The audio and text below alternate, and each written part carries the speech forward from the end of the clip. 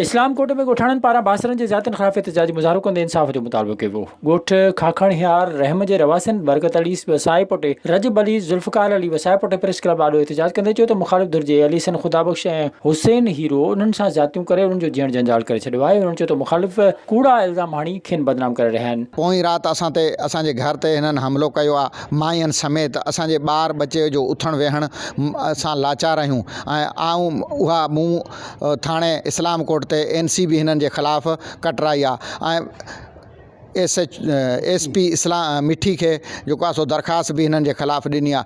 रहियो सुवाल इहो त हिननि ही क्रिमिनल क़िस्म जा माण्हू आहिनि ऐं पंहिंजी जेको आहे सो इज़त ते बि खेले जेको आहे सो असांखे जेको आहे मजबूर कनि पिया ऐं असांखे हिरासा कनि पिया।